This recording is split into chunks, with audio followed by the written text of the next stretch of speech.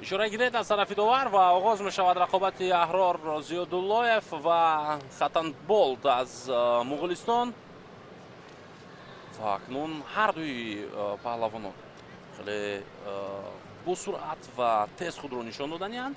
албатта ки махсусан дар риштаи ҷудо паҳлавонони муғул низ хеле муваффақанд ва фарқияти зиёде байни варзиши ҷудо ва кушти миллии мо нест. албатта ки қоидаҳои фарқкунандаи худро дорад ва аз лиҳози таърих куштингирӣ дар асл яке аз намудҳои қадиматарин аст. вале ба ҳар ҳол онҳое ки дар ҷудо муваффақанд метавонанд дар куштии миллии мо низ сарболо ва дастболо бошанд. сари зону менишинад Аҳрор Зиёдуллоев, аммо ӯ натавонист дар ин ҳолат рақибро бардошта.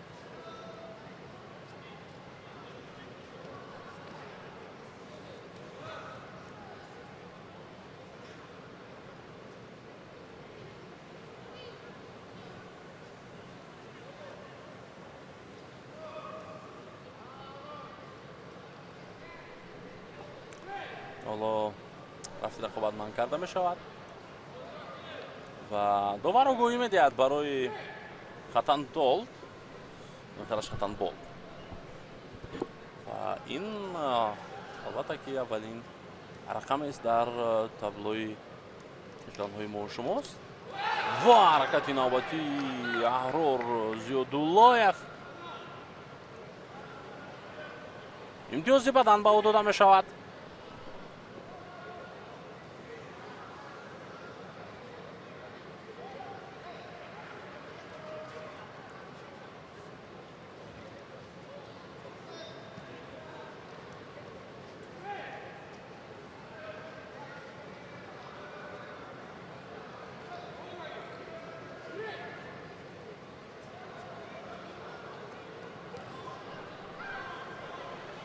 як огоҳӣ барои Аҳрор Зиёдуллоев низ намояндаи кишвари Ӯзбекистон низ дода мешавад. ва ҳаракати навбатии Аҳрорро мебинем. сари китф бардошт рақибро. барои ин албатта имтиёзе ба даст намеорад. ҳаракати баъдии зидди усули Хорел Баътар низ бисёр олӣ буд дар он вазъият. акнун ин дафъа чӣ? имтиёзи дуюми бадан барои Аҳрор Зиёдуллоев аст. ҳоло паҳлавони ҳамсояи кишвари мо хуб ба таври ҷиддӣ пештафт мешавад.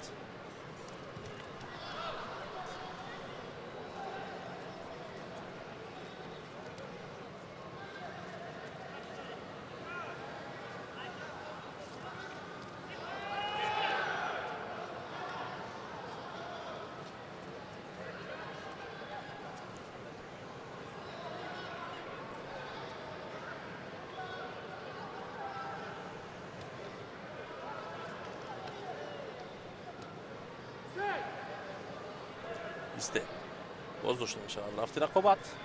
камтар аз 2 дақиқа дигар ҳоло вақт аст. танбе барои Аҳрор Зиёдуллоев.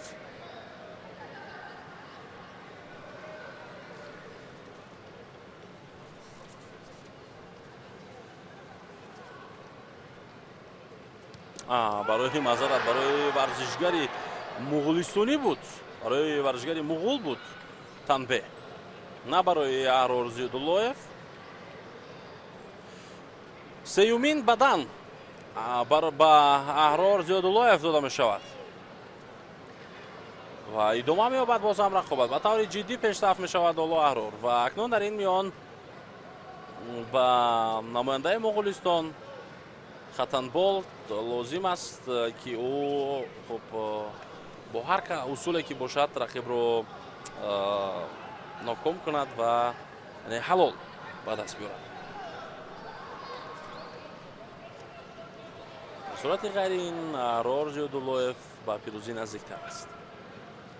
ва ӯ идома медиҳад рақобатро. бисёр олӣ аз пушт бо як пойзанӣ рақибро ба тахтапушт меафтонад ва ин ҳалол аст. бале, пирӯзии паҳлавони дуюм аз Ӯзбекистон дар ҳамин лаҳза оло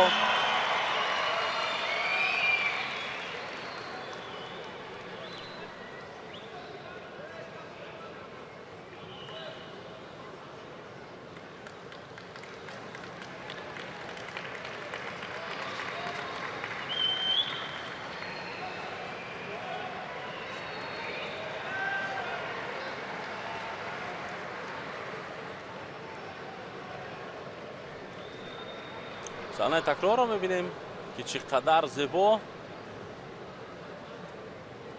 ҳаракат кард.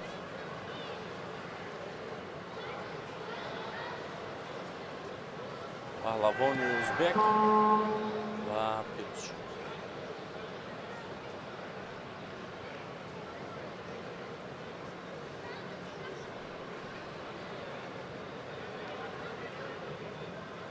ин аст ҳалол ва ин аст рақибро ба тахтапушт афтонад. акнун рақобати дигар ҳоло оғоз мешавад ва инҷо дар вазни зери 78 кило паҳлавони тоҷик дар роҳ аст. Раҳматуллобек Фарҳодов ва истиқбол мегиранд ӯро. мухлисони гӯшти онҳое ки ҳузур доранд дар майдон каф мекубанд ба хотири ӯ. паҳлавони мо бар муқобили рақиби худ аз Туркменистон Азиз Қурбонов ба майдон меояд.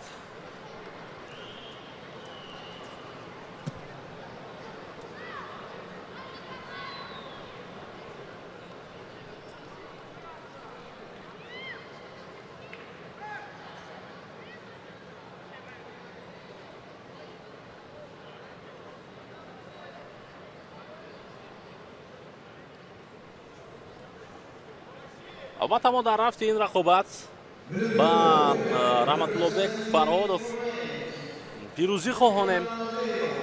бовар дорем ки ӯ метавонад ба таври шоиста ҳунарнамоӣ кунад.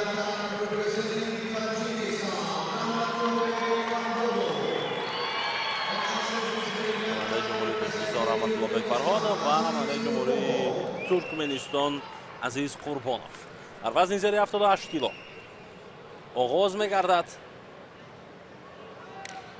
рақобат байни ин ду паҳлавон.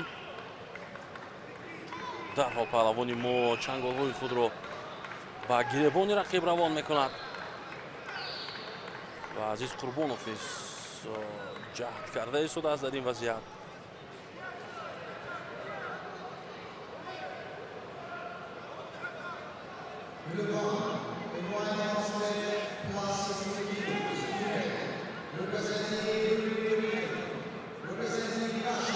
хеле пурқувват ба чашм мерасад Азиз Қурбонов низ.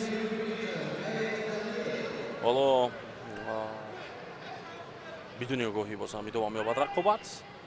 ҳарчанд Раҳматуллобек ишораи сариёфсини худро ҷониби довар дошт ки гӯё Азиз Қурбонов нодуруст ӯро доштааст. аз пушти сари рақиб мегирад ин дафъа Раҳматуллобек.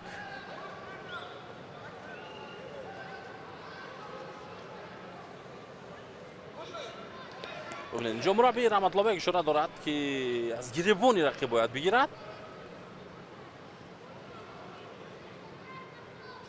ва Раҳматуллобек ҳам ин корро ҳам мекунад акнун. аммо ҳоло Азиз Қурбонов барои ӯ имкон намедиҳад дар чунин вазъиятҳо. аллакай як огоҳӣ дорад Азиз Қурбонов. ҳаракати Раҳматуллобек аммо нашуд. сари зону нишасту вале рақиб худро раҳо карда тавонист дар ин вазъият.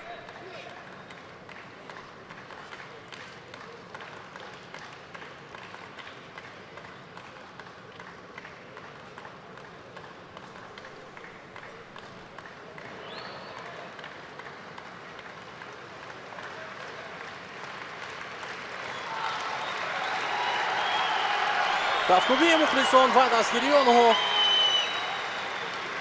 инҷо хуб эҳсос мешавад ва ҳама каф мекубанд, интизоранд ки Раҳматуллобек кай рақибро ба тахтапӯш мезанад.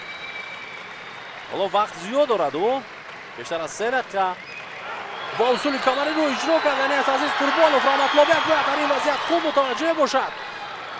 موفق شد که ضد اصول او هم عمل کند و بایستد. حالا با کسی امتیازی داده نمی‌شود. بازی حرکتی دیگر دست خود رو میکند از چنگ رقیب. دوباره با اشاره ایستاد ورزشگران رو پهلوانان رو باز می‌دارد. و ادامه می‌برد اون رقابت.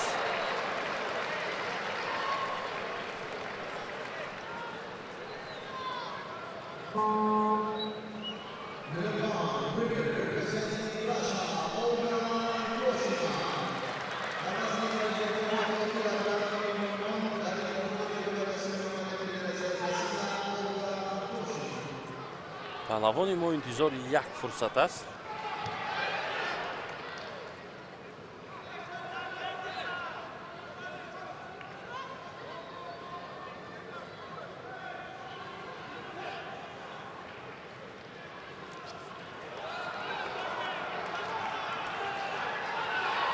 خیلی زیبا کشتی گرفتن این دو پهلوان و حرکتی عالی ترین در اجرای رحمت‌الله فرهادوف. با یک حرکت ضد اصول عزیز قربانوف را به تخت‌پوش زد و این حلال است. نه تنها پهلو بها داده می شود. شاید داور حالا به ویدیو داور توجه کند. و البته نوارهای تکراری رو هم انتظار میشویم.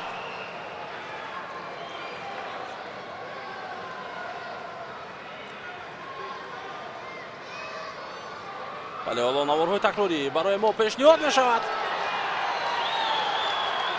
و صحنه تکرار رو بیاید ببینیم که چگونه بود این وضعیت.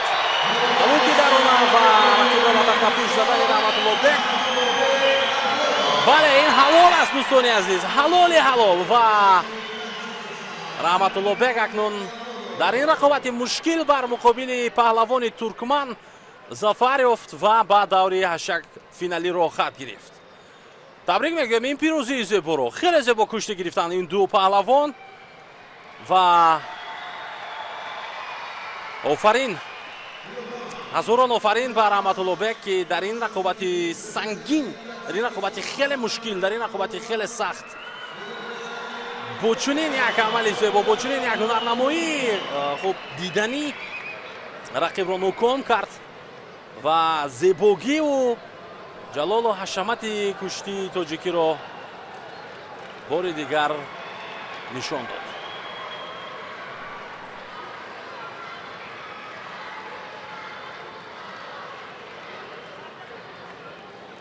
اولا خودی او نیست حیران بود که چگونه با خوب اینجا پهلو با گذاری می شود این حالت و بعدا داوران قرار خود را تغییر دادند، دیگر کردند و حلال بها دادند عملی اجرا کرده که عملی انجام داده رحمت‌الله بگ را.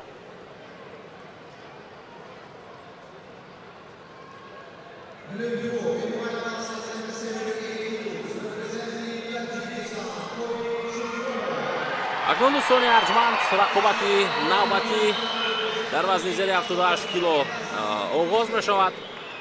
این دفعه قاسم شکرانوف کشور ما را نمایندگی می کند. واسیف ادریسوف از آذربایجان بر مقابل پهلوان ما قاسم شکرانوف به میدان خواهد آمد. پهلوانان آذری نیز خیلی سرسختند، مخصوصا در رشته جودو ما زیاد پهلوانانی است که میشناسیم از آذربایجان.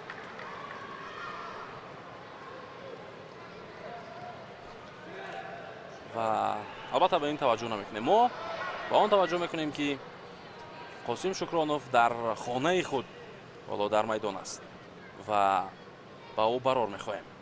کوشش دارد که از کمربند رقیب بگیرد. دو دفعه ҳатто се бор ин корро мехост анҷом бидиҳад, аммо муваффақ нашуд. гиребони худро ба рақиб медиҳаду вале гиребони рақибро ҳам гирифтааст. солу ҳаракати аввал дар иҷрои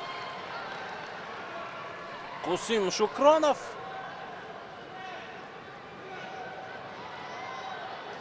оғоз мешавад дубора рақобат.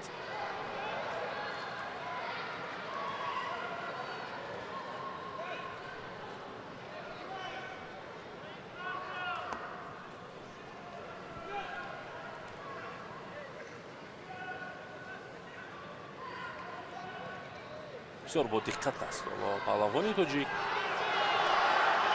тамоми ҷаҳдию тамоми кӯшишу дӯстони азиз чунин ба назар мерасад ки барои гирифтани камарбанди рақиб аст. усули камарӣ иҷро карданист. огоҳии аввал ба Восиф Идрисов аз Озарбойҷон.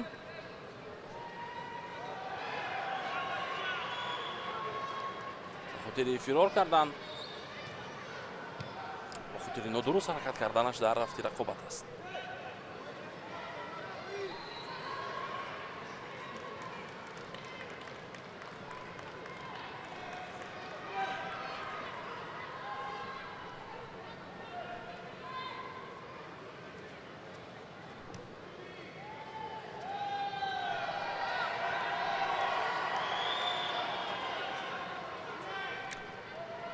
Восиф Идрисов аз Озарбойҷон аллакай хаста ба чашм мерасад ва ӯ ишора дорад ки дасти ӯ осеб гирифт, лад бардошт ва шояд дигар рақобатро идома дода натавонад. ҳоло ба кӯмаки духтур ҳатто ниёз дорад ва инҷо вақт аллакай рафт. 3 дақиқа духтур бояд ки муайян намояд, ба ӯ кӯмак кунад. ойдон бармегардад паҳлавони озарӣ ва ӯ идома медиҳад рақобатро. албатта ки акнун аз ин ба баъд барои ӯ мушкил мешавад. каме шояд бо дасти рост дигар кор карда натавонад.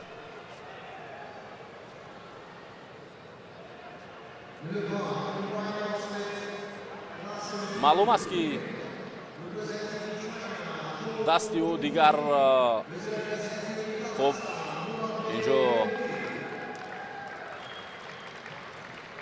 маддори идома додани ин рақобатро надорад ва ғалабаи техникӣ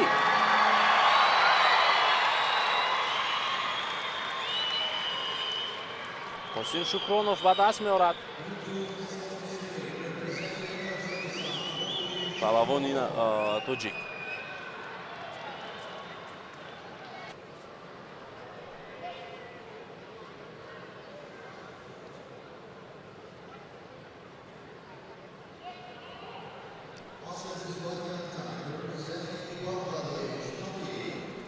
ҳабиб аз Бангладеш дар вазни зери 78 кило муқобили Ромин Аҳмадзода ба майдон меоянд.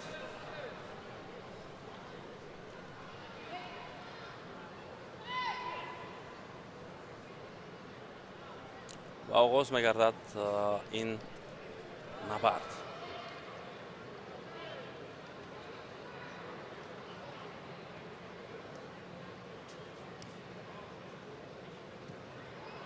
пойзани хуби ҳабибро мебинем.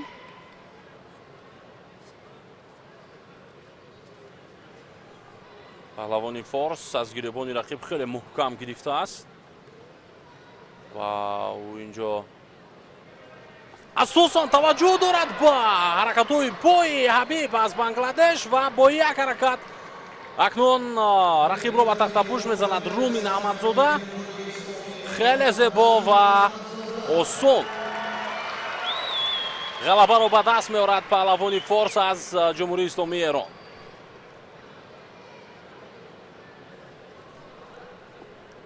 бо ин ҳисоб ӯ низ ба даври ҳашак ниҳоӣ роҳ меёбад.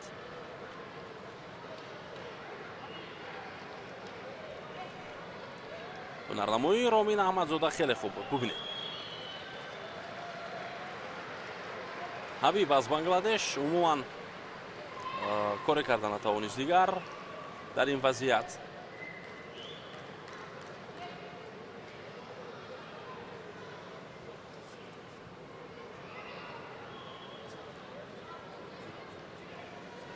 акнун дар вазни камтар аз 78 кило 4 килотар ишора кардем. ҳоло як рақобати дигар моро дар пеш аст. Али Турсунов аз ҷумҳурии анкраш аз Федератсияи Русия ва рақиби ӯ аз Афғонистон Ниёзӣ Фарҳод Аҳмад бо ҳам рақобат хоҳанд кард. паҳлавони рус, анкраш намояндаи рус Али Турсунов ҳоло ба майдон меояд.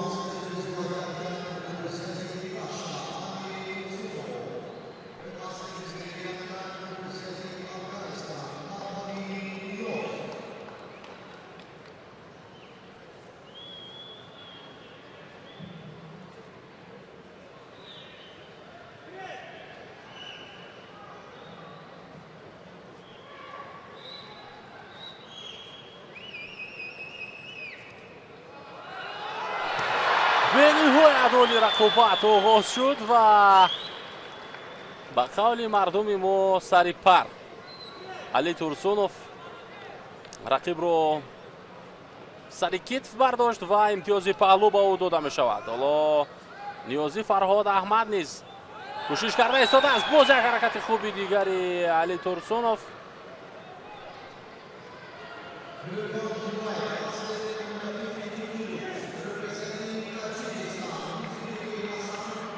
ин дафъа имтиёзи бадан ба ӯ дода мешавад. аллакай Фарҳод Аҳмад фаҳмид ки рақиб чӣ қадар пурқувват аст ва акнун шурӯъ кард эҳтиёт карданро. барои аз сари осини рақиб нодуруст доштан огоҳӣ дода мешавад ба Ниёзӣ Фарҳод Аҳмад, паҳлавон аз Афғонистон.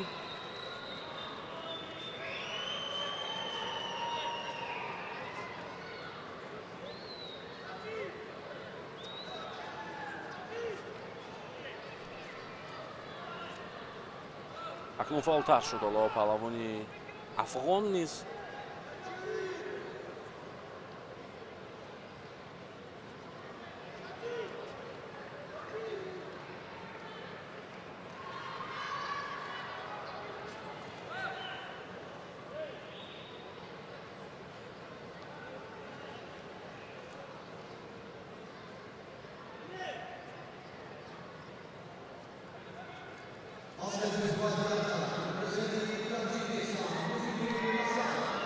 пас аз ин дӯстони азиз ҳоло танбеҳ дода мешавад ба Фарҳод Аҳмад. дар вазни камтар аз 86 кило рақобатҳо идома меёбанд ва онҷо мо рақобати аввалро байни паҳлавонон аз Эрон ва Ҳиндустон хоҳем дид.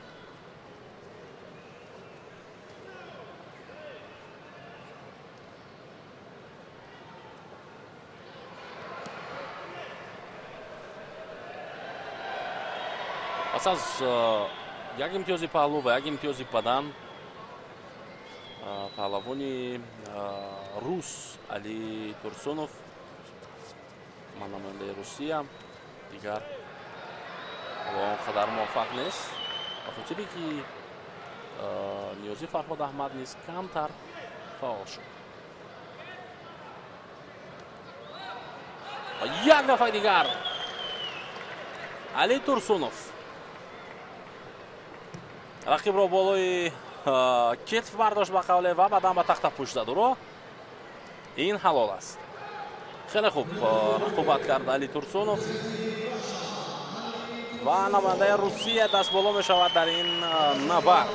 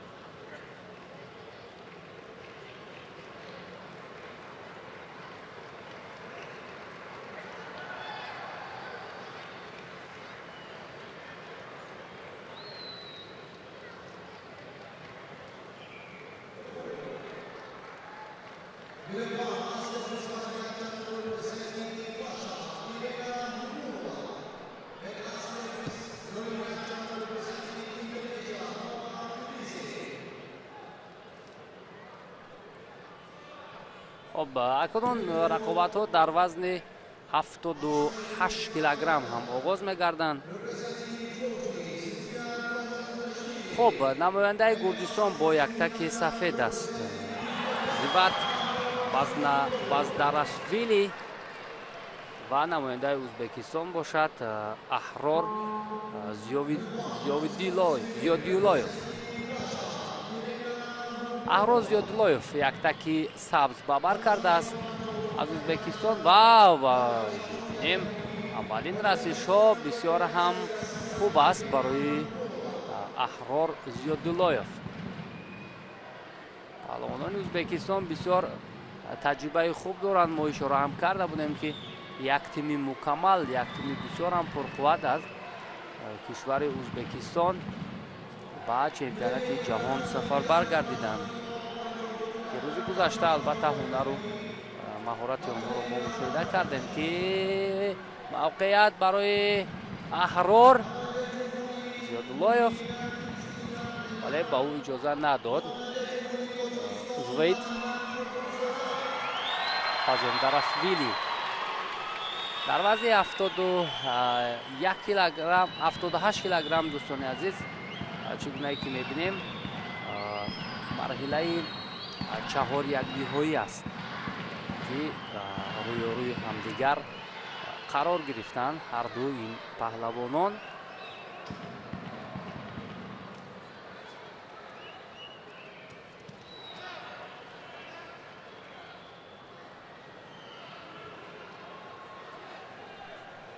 در مرحله اول پهلوان گرجستانی آزاد بود. رقابت‌ها را اکنون از دور 4/1 شروع می‌کند. اما پهلوان ازبکستانی نماینده مغولستان را شکست داد. فلورباتر خالتنبول از دست همین پهلوان ازبکستانی شکست خورد که اینجا امتیاز بدن را هم صاحب می‌شود. احرار زیادیولایف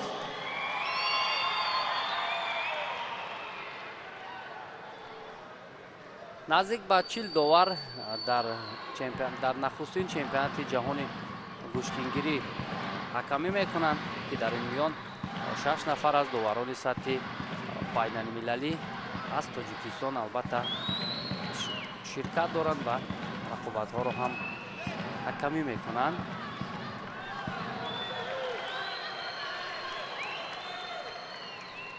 علیبک دلشادزاده، بهادر حلیموف، سمندر محمدی، رحمان علی شریفوف، خسروشاه شایف و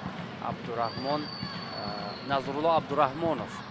این 6 نفره که به حیث داور درجه بین المللی امروز در مجموع در این چمپیونات جهان از تاجیکستان به حیث داور در اینجا تعیین شدند.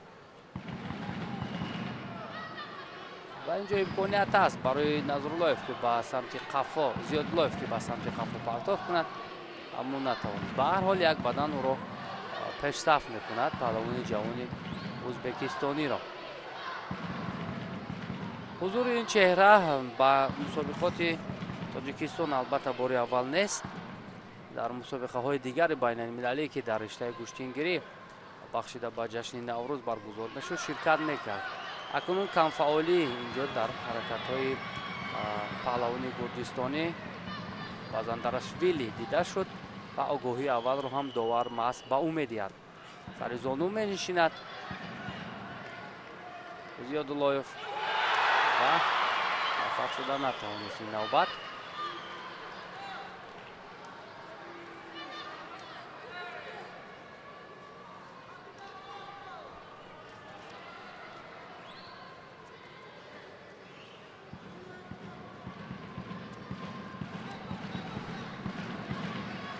фичори паҳлавони ӯзбекистонӣ аз дақиқаҳои аввал чун хубтар ба назар мерасид, то ҳоло ҳамон фишорҳо идома дорад.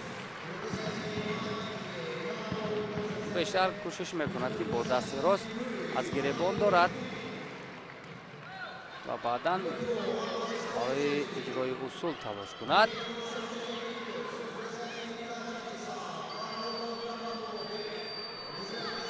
албатта қоидаҳои гӯштини аҷдодии мо ки имрӯз дар сатҳи ҷаҳон аллакай пазируфта шуд ва паҳлавонон меомӯзанд ин навъи аҷдодии моро. Дар Тоҷикистон нахустин қоидаҳои гӯштингирӣ соли 1963 аз ҷониби Абрамов тартиб дода шуда буд ва баъдан дар давоми солҳои 1993 ва 2022 ба қоидаҳои гӯштингирӣ тағйиротҳои куллӣ ворид карда шуд. танбеҳ мегирад инҷо паҳлавони гурҷистонӣ ва боз як ҳаракати хуби дигар аз ҷониби Аҳрор Зиёдуллоев ки бадани дуюмро ҳам соҳиб мешавад, яъне бартарӣ бештар бар ҷониби намояндаи ӯзбекистон аст ки ӯ баҳри расидан ба марҳилаи ниманиҳоӣ имконияти хеле хуб дорад. чун сонияҳои ба шумор монданд.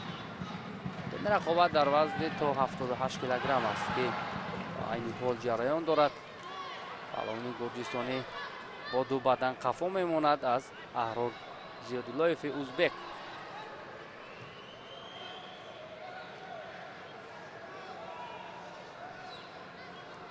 маълум аст ки хеле хаста гардидааст паҳлавони гурҷистонӣ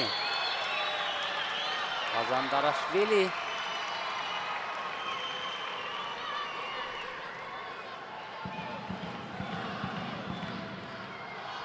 албатта азбас ки мукофотҳои хеле олӣ дар ин чемпионати ҷаҳон баҳри ғолибону ҷоизадорон таъсис дода шудааст, ин чиз як паҳлӯи муҳими дигари чемпионати ҷаҳон ба ҳисоб меравад ки паҳлавонон барои гирифтани ин мукофотҳои олӣ талошҳои бештару хубтарро ҳам анҷом медиҳанд. ҳоло мавқеият хеле хуб аст барои Аҳрор Зиёдуллоев ва наздик буд ҳалол. илохира тавонист бо имтиёзи комил инҷо пирӯз шавад Аҳрор Зиёдуллоев, ҳарчанд ду бадан ҳам кифоя буд барои пирӯзӣ дар ин рақобат барои Аҳрор, вале дар сонияҳои охир бо имтиёзи комил, яъне имтиёзи ҳалол рақобатро ба анҷом расонд ва акнун Аҳрор Зиёдуллоев ба марҳилаи нима ниҳоӣ роҳи худро ҳамвор кард.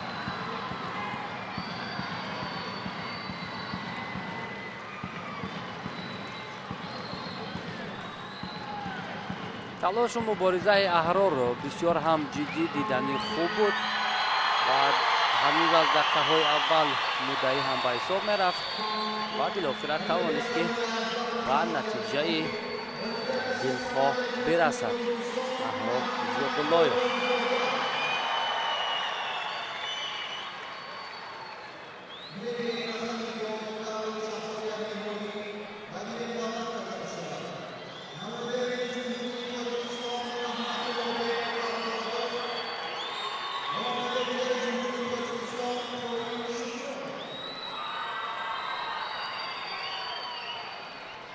хуб, акнун дар экранҳои мову шумо бо яктаки сафед Раҳматуллобек Фарҳодов аст ва ин бошад Қоим Шукронов. ҳарду ҳам намояндагони Тоҷикистон ҳастанд ки дар марҳилаи чаҳор якниҳоӣ рӯёрӯи ҳамдигар қарор мегиранд.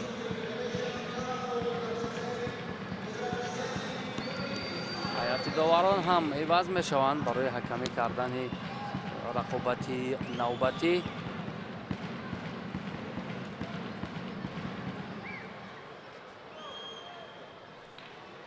ба ҳамин тавр Раҳматуллобек Фарҳодов бо яктаки сафед аст, Қоимшукронов бошад бо яктаки сабз рақобатро шурӯъ мекунанд.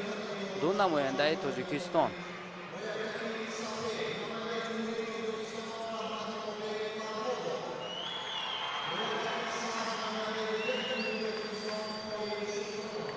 акнун муборизаи ин ду паҳлавони тоҷикистонӣ барои роҳ ёфтан ба марҳилаи ниманиҳоӣ ки он ҷо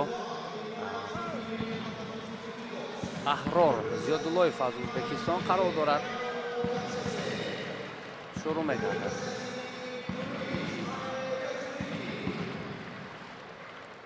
Қоим Шукронов дар гӯштинҳои миллӣ суннатӣ ҳунарнамоӣ хеле зиёд дорад, вале таҷрибаи Раҳматуллобек Фарҳодов зиёдтар аст. маҳз дар гӯштини миллӣ, гӯштингирӣ, чӣ дар гӯштинҳои майдонӣ, чӣ дар мусобиқоти расмӣ иштироки фаъол дорад Раҳматуллобек Фарҳодов ва дар риштаи гӯштини ҷудо ҳам борҳо дар сатҳи берун аз кишвар нерӯсанҷӣ кардааст. хуб, албатта он талошу заҳматҳо, он дастгириҳову ташаббусҳое ки аз ҷониби ҳукумати ҷумҳурии Тоҷикистон, махсусан зери таваҷҷӯҳи сарвари давлат муҳтарам Эмомалӣ Раҳмон барои ҷаҳонӣ шудани гӯштини миллӣ буд, воқеан ҳам қобили таҳсину офаринҳо буд ва дастгириҳои ҳамешагии раиси шаҳри Душанбе муҳтарам Рустами Эмомалӣ дар самти оммавияти ин ришта ва дар самти ба ҷаҳониён муаррифӣ гардидани гӯштини миллӣ хеле зиёд аст ва махсусан доир кардани мусобиқоти мухталиф дар шаҳри Душанбе. ва мо рӯзи гузашта ҳам қайд кардем ки муаллифи либоси ягонаи гӯштингирӣ албатта раиси шаҳри Душанбе муҳтарам Рустами Эмомалӣ аст ки мебинем бо як тарзи бисёр ҳам зебо ба ҷаҳониён муаррифӣ гардидааст яктаки гӯштингирӣ. ҳарчанд мо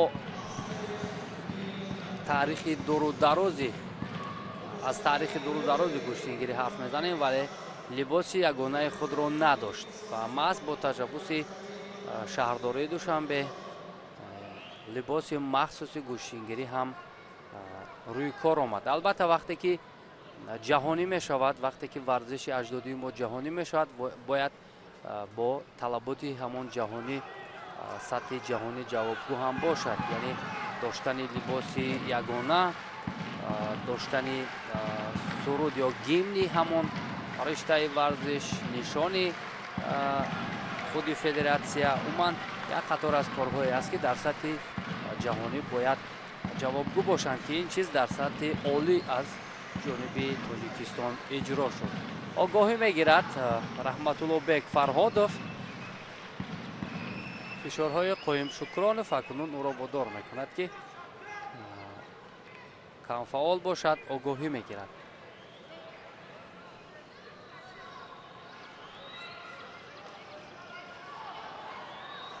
муҳаммад Фарҳодов ҳам бародари Раҳматуллобек Фарҳодов дар вазни вазнин ҳунарнамоӣ мекард дар мусобиқоти мухталиф.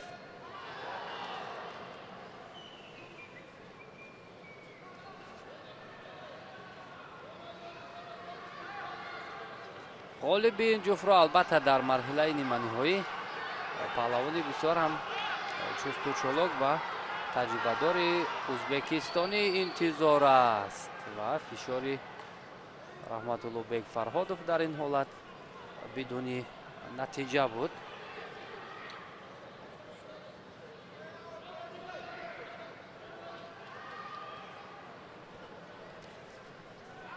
ин чизро ҳам хуб дарк намуданд ҳарду ин паҳлавонон ки баъд аз ин рақобат чӣ хоҳад шуд, ки онҳоро интизор аст.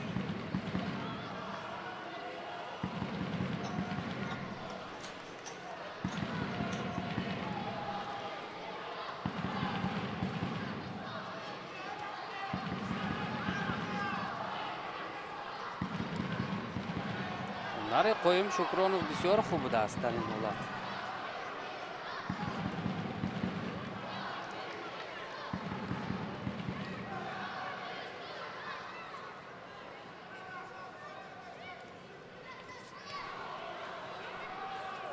бароси ман гумон кардам ки Раҳматуллобек Фарҳодов ба осонӣ таслим мекунад ҳарифашро, вале ҳунари қоим Шукронов ҳам бисёр хуб аст. Муҳаммад Фарҳодов ҳам як лаҳза барои мо шумо нишон дода шуд, бародари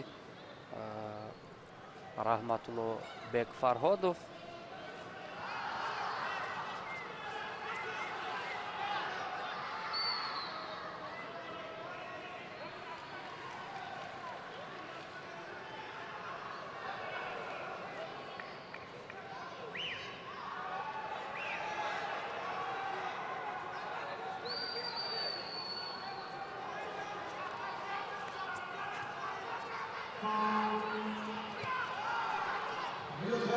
огоҳӣ мегирад қоим Шукронов ва муҷозот акнун инҷо баробар мешавад.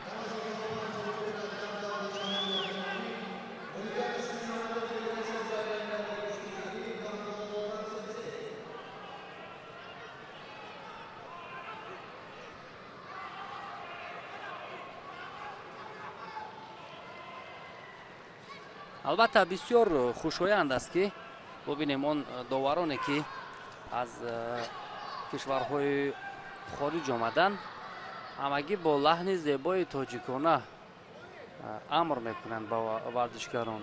гиред, истед, ана ҳамин аст.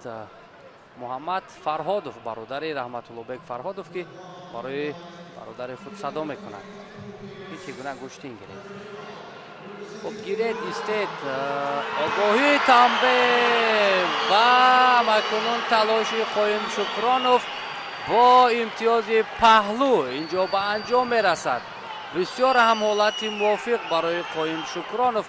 اصلا اینجا زیدی حمله بود، چرا که نخست رحمت‌الله فرهادوف میخواست حریف رو به سمت دیگر پرتاب کند، ولی با سر زانو نشستن قایم شکرانوف و حرکتی تو با آخر امتیاز پهلو را میارد برایش، ولی داور میخواهد از نوارهای تکراری استفاده کند به خاطر مطمئن شدن آنه که قراری برآورده‌اش درست بود یا نه. اینجا 100% باید امتیاز پهلو باشد، چون یگان حالت غیر قاعده استفاده نشد. 100% سر زانو نشست قایم شکرانوف و فشار را تا به آخر ادامه داد که امتیاز پهلو گردید. خب این را باز داوران خوبتر قضاوت میکنند، تحلیل میکنند و اشاره میشود که اینجا پهلو نبود، حلال است.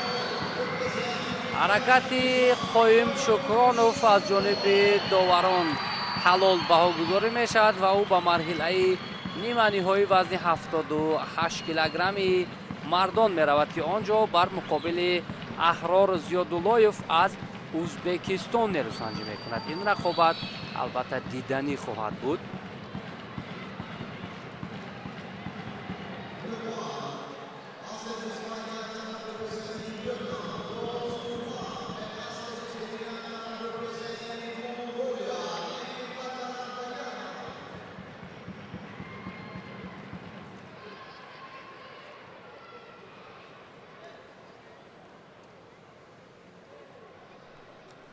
همین حالت بسیار موافق بود. یگانه چیزی که برای قایم شکرانوف کمک کرد تا با آخر فشار را ادامه داد تا به نقطه نهایی رفت و بالاخره موفق هم گردید.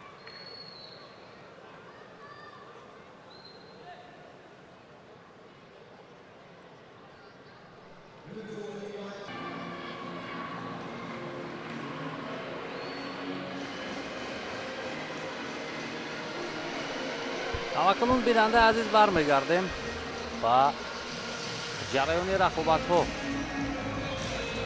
خب مرحله نیمه نهایی وزن 78 کیلوگرم هم آغاز میگردد. بیننده عزیز خب نماینده جمهوری اسلامی ایران با یک تک سفید رحیم احمدزاده و حریفی باشد از فدراسیون روسیه علی تورسونوف. علی تورسونوف یک تک سبز باور کرده است. این مرحله نیمه نهایی وزن تا 78 کیلوگرم است و توجه میکنیم که این نیروسنجی چگونه جریان میگیرد. در مرحله نیمه نهایی وزن تا 78 کیلوگرم قاین شکرانوف و احرار زیاداللهیف از جمهوری ازبکستان هم در گلیم دیگر رقابت را شروع کردند و اینجا حرکت های پهلوان ایرانی علاقه امتیاز بدن را برایش میارد. بسیار هم خوب شروع کرد اینجا رحیم احمدزاده.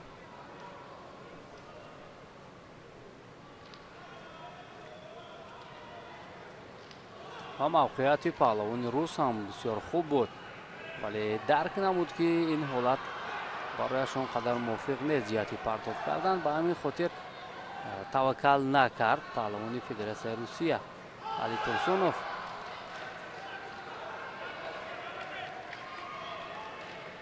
خیلی فشاری بلند است در این رقابت.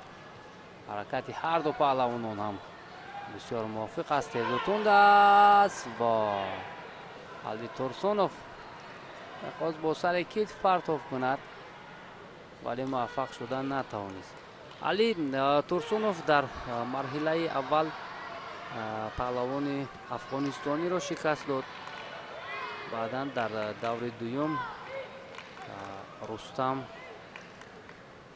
تروسبکوف از قرقیزستان را ناکام ساخت. اکنون اینجا باز فشار پهلوان ایرانی رحیم احمدزاده امتیاز پهلو را هم صاحب می شود. این برتری کاملی او را نشان می دهد در همین رقابت.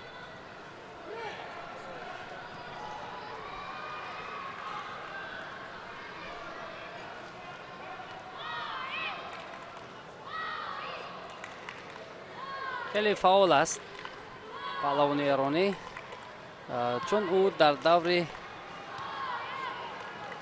اول نماینده بنگلادش حبیب را شکست داد. بعدا نماینده ونگری را هم ناکام ساخت. و چون میبینیم در این مرحله برای راه یافتن به دور فینالی نهایی نیروسنجی میکند. بسیار هم موافق است برای پهلوان ایرانی وقتی که از کمربند میدارد جهت پرتاب نمودن. هرچند پیشرفت است ولی عقب نشینی نمی کند. باز هم فشار رو بیشتر می کند چرا او خوب می داند که حالا وقت زیاد است نتیجه تغییر یافتنش هم ممکن.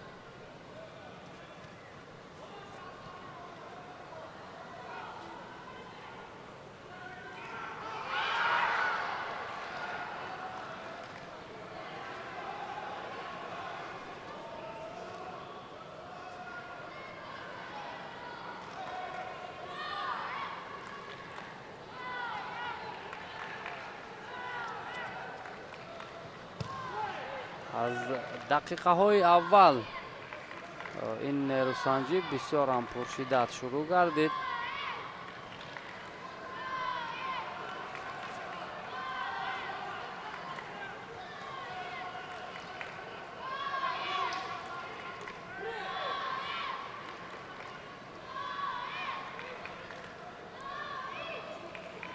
البته در صورت 5 بدن گرفتن یکی از پهلوانان ولی پهلو میگیرد یا بدن پهلو بله پهلو جبران میکند. پهلوان فدراسیون روسیه اون امتیازی که از دست داده بود.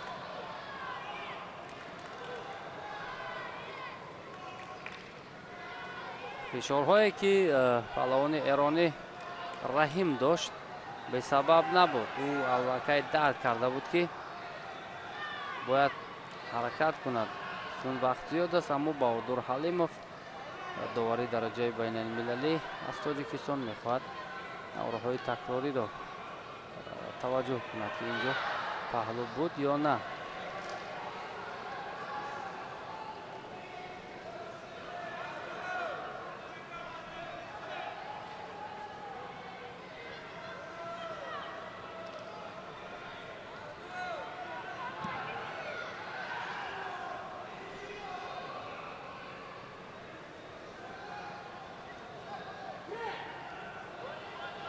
бале паҳлӯ ҳаст. ҳама чиз аз рӯи қоида ва нерӯсанҷӣ боз идома мекунад. аммо ин навбат ҳам бисёр олӣ ҳаракат дошт Али Турсунов.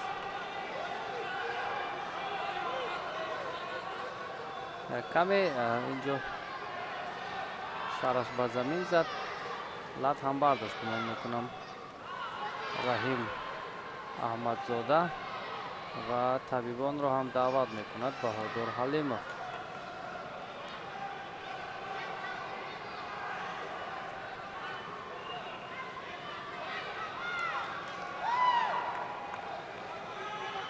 ана ҳамин ҳолат бисёр ҳам хатарнок буд барои паҳлавони эронӣ. албатта дар гӯштини миллӣ гӯштингирӣ ҳам бо сар дифоъ кардан, бо сар омадан ҳам ба замин ин муҷозот дорад. аммо ин ҳолат чандон албатта хатарноки эҷод намекард. билохира бо имтиёзи ҳалол Али Турсунов ҳарифашро шикаст медиҳад.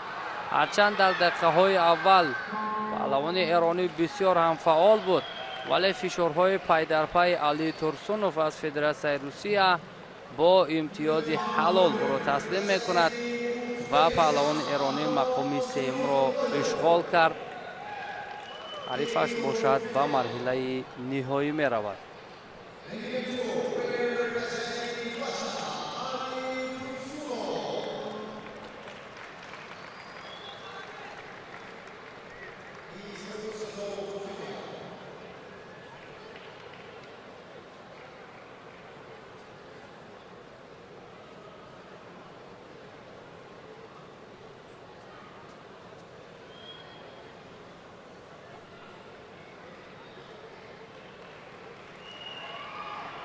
бисёр ҳам хуб дурахшид дар ин ҳолат паҳлавони Федератсияи Русия. бубинем ҳарчанд қафо мемонд, вале фишорҳоро то ба охир зиёд кард ва баъдан муваффақ гардид. он партофти охире ки бо сари севҷӣ дошт бисёр ҳам олӣ буд.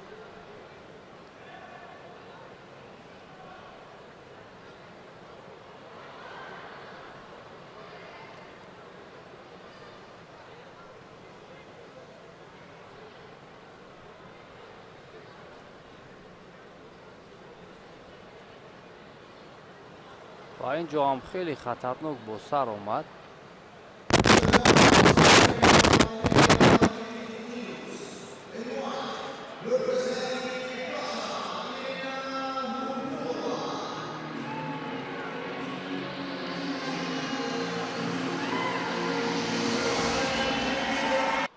ҳамакнун тамошобинони гиромӣ, рақобатҳои марҳилаҳои нимниҳоӣ дар ҳамаи вазнҳо оғоз мешавад. сараввал рақобати марҳилаи нимниҳоиро дар вазни то 86 килограмм миёни мардон таваҷҷӯҳ мекунем ки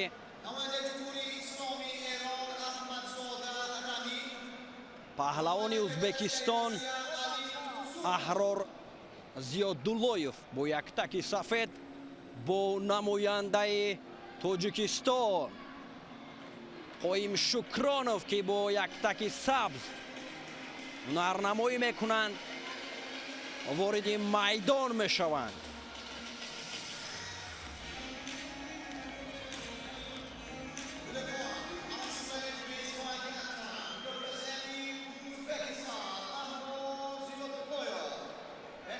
Аҳрор Зиёдуллоев ва ин чеҳраи Қоим Шукронов аст ки бо кӯшишову талошҳои ҳарду онҳо тавонистанд ба ин марҳила биёянд. нерӯсанҷӣ оғоз мешавад ва барои пайдо кардани мавқеият ҳам Қоим Шукронов ва ҳам Аҳрор Зиёдуллоев даст ба гиребон шуданд. як ҳаракати Қоим Шукронов инҷо созмон дода шуд ва наздик буд барои соҳиби имтиёз шуданд. дигар бора ба ҳам наздик мешаванд. як пойзанӣ аз ҷониби қоим.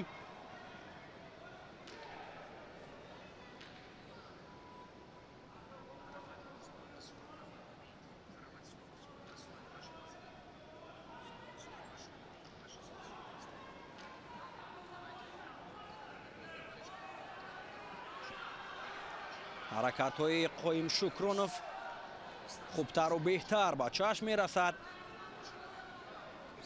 ва як сари зону нишастани ӯ.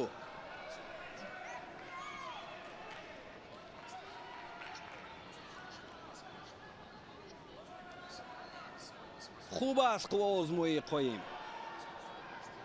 ва ӯ бояд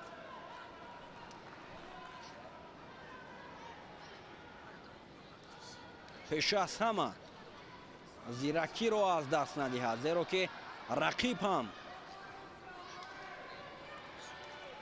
паҳлавони шинохтаи ӯзбекистон,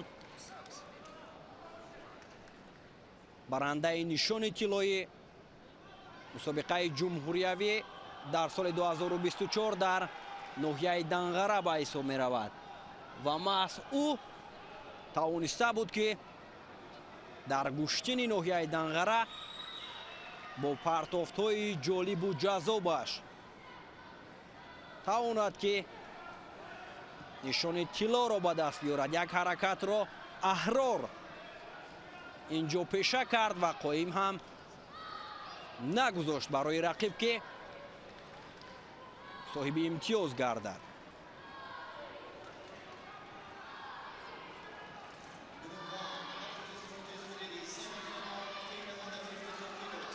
бисёр як ҳолати мушкил барои қоим инҷо ба миён омад ва Аҳрор Зиёдуллоев соҳиби имтиёзи паҳлӯ гардид. қоимро мебояд ки танҳо ва танҳо ҳаракат кунад ва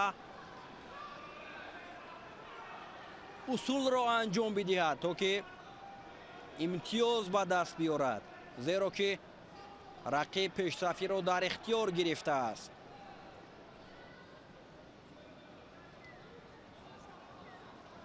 тавре ки гуфтем, Аҳрор Зиёдуллоев ҳунарнамои шоиста дорад. як ҳаракатро қоим ба кор гирифт ва рақиб ҳам аз ҳаракати анҷомдодаи ӯ пай бурд ва худро канор гирифт. вақт ҳоло кифоя аст барои соҳиби имтиёз шудан барои Қоим Шукронов.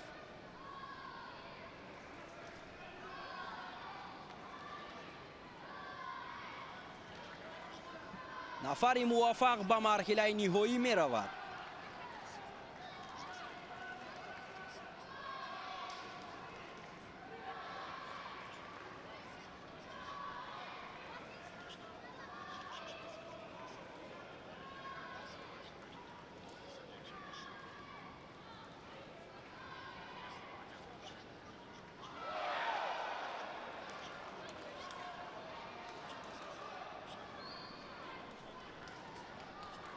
паҳлавони ӯзбек танҳо ҳаракатҳояш баҳри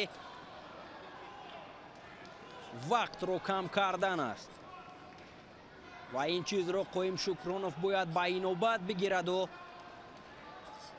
ҳаракат бикунад, чунки барои паҳлавони Ӯзбекистон имтиёзи ба даст овардааш кифоягӣ мекунад дар сурати он ки вақт ба анҷом бирасад. аз ин рӯ бояд паҳлавони мо талошову кӯшишҳоро бештар кунад.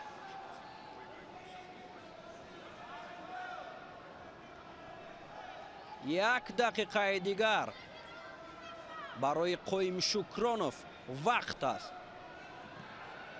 барои ба даст овардани имтиёз.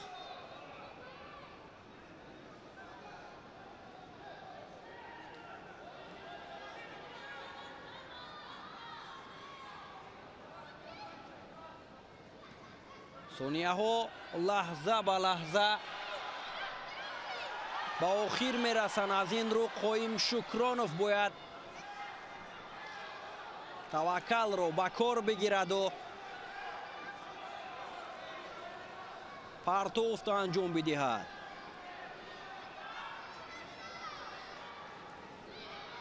мухлисон ҳам садо мезананд барои Қоим ки вақт ба анҷом мерасад ӯ бояд ҳаракат бикунад. 23 сонияи дигар барои Қоим Шукронов.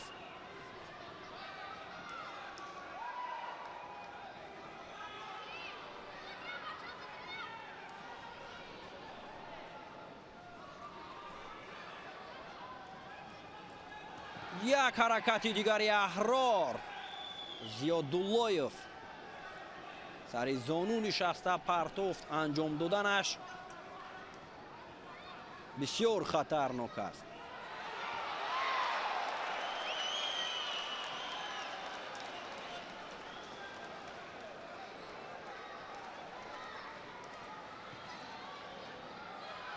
акнун вақт хотима меёбад барои Қоим Шукронов. муяссар нагардид ки дар марҳилаи нимниҳоӣ ин чеҳраро шикаст бидиҳаду ба марҳилаи ниҳоӣ биравад. ҳамин тавр Аҳрор Зиёдуллоев бо бартари як имтиёзи паҳлӯ тавонист ки дар ин марҳила ғолиб шаваду роҳашро ба марҳилаи ниҳоӣ аввалин чемпионати ҷаҳон оид ба гӯштингирӣ ҳамвор бикунад. ба адои эҳтиром бо Қоим Шукронов дастфишорӣ мекунад. Қоим Шукронов бошад тавонист ки дар аввалин чемпионати ҷаҳон оид ба гӯштингирӣ нишони биринҷиро моли худ бикунад ва соҳиби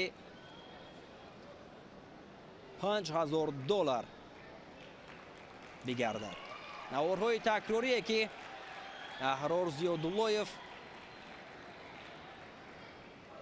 соҳиби имтиёзи паҳлӯ шуд.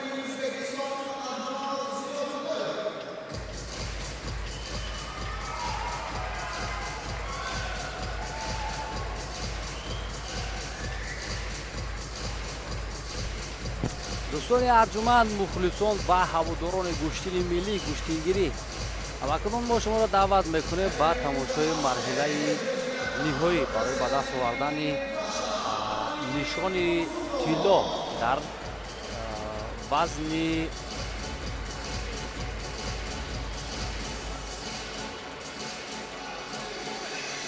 хоб рақобат албатта дар вазни 78 килограмм оғоз мегардад барои ба даст овардани медали тилло.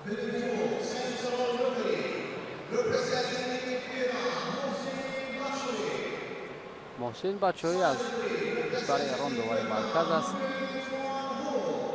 гандбол аз Тайпей чин, аз Таиланд маъзарат, ва Хусрав Шоев аз Тоҷикистон, доварони кунҷӣ ва довари марказӣ аз ҷумҳурии исломии Эрон.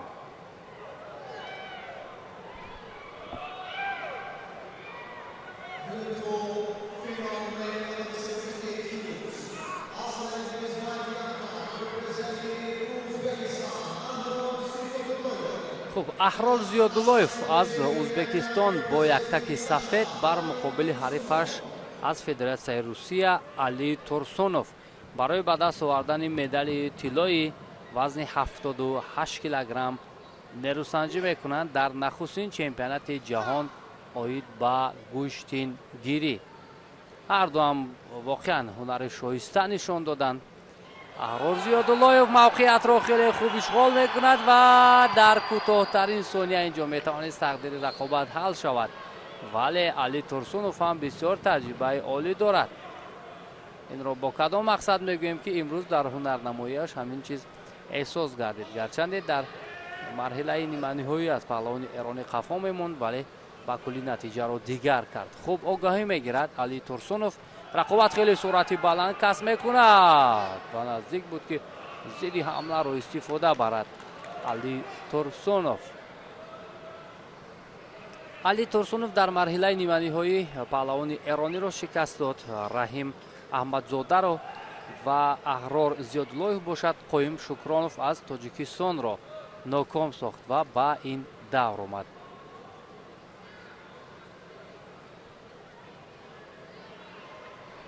ҳанӯз аз дақиқаҳои аввал мо суръати баланди ҳар ду паҳлавононро мушоҳида мекунем.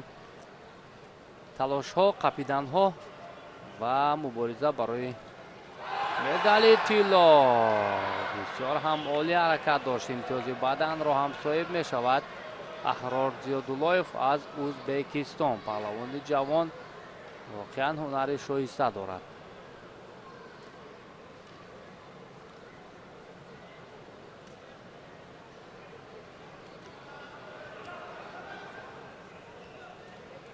вале Али Турсунов ҳам аз ҷиҳати қувва бисёр таҷрибаи ғанӣ ҳам дорад. боқувват аст ва дар ҷараён ҳам метавонад ки натиҷаро дигар кунад.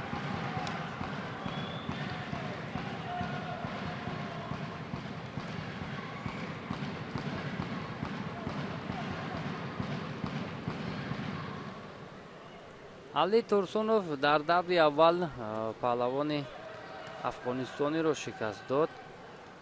Фарҳод Аҳмадро. баъдан намояндаи Қирғизистонро ноком сохт. баъдан намояндаи Қирғизистонро дар марҳилаи дуюм аз садди роҳи худ берун бардошт Рустам Турсунбековро ва дар марҳилаи ниманиҳоӣ бошад паҳлавони эронӣ Раҳим Аҳмадзодаро ҳам ноком сохт. Аҳрор Зиёдуллоев бошад дар даври аввал паҳлавони Муғулистонро ноком кард. Тарлодой Хуренбатарро. он бадане ки барои Зиёдуллоев дода буд довар, он баданро мегирад. акнун нав боз аз сари нав имтиёз мегирад паҳлавони узбекистонӣ. хуб дар даври дуюм Аҳрор Зиёдуллоев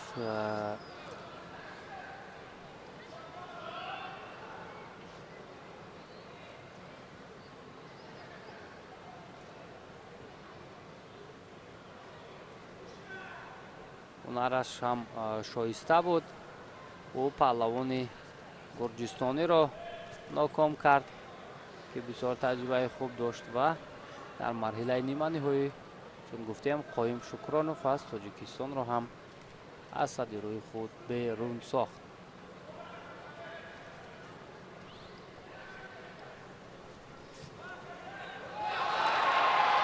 паҳлавони ӯзбекистонӣ боз имтиёзи баданро соҳиб мешавад. фишори ӯ хеле зиёд аст. ҳамин ҳолат як чархише дошт дар ин ҷо паҳлавони Федератсияи Русия Али Турсунов, вагарна ба тахтапӯш афтиданаш ҳам мумкин буд.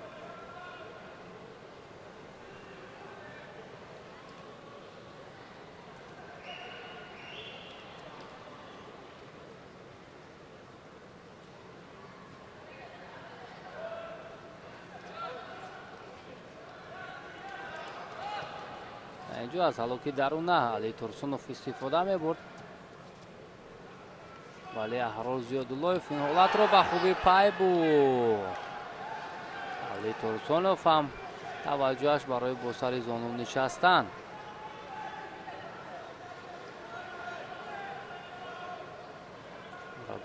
мураббиёни узбек як лаҳза дар экранҳои мо шумо буданд ки тавсия медиҳанд ба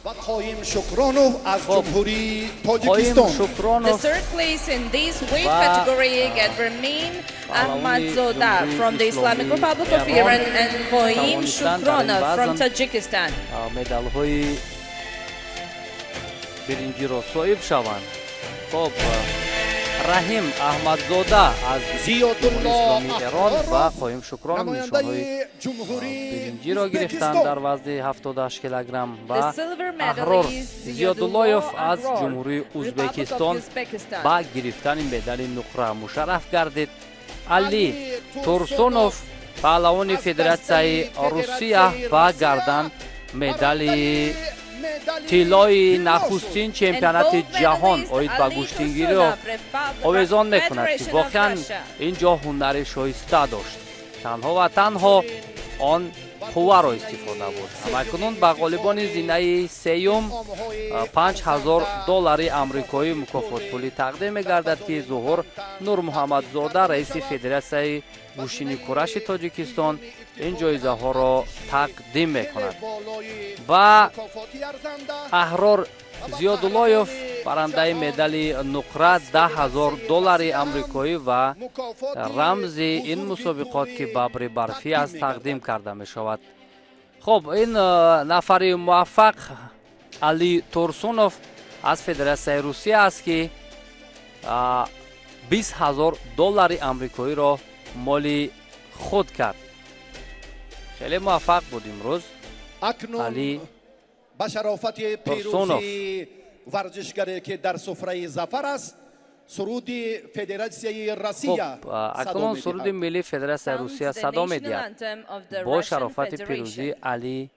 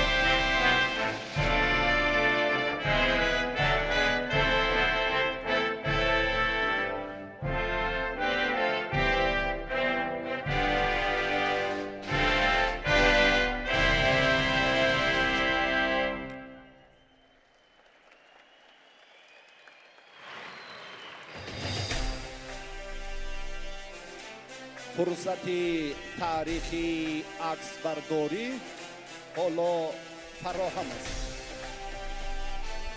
همین طور نفران موفق وزن 78 کیلوگرم مردان هم قدردانی گردیدند.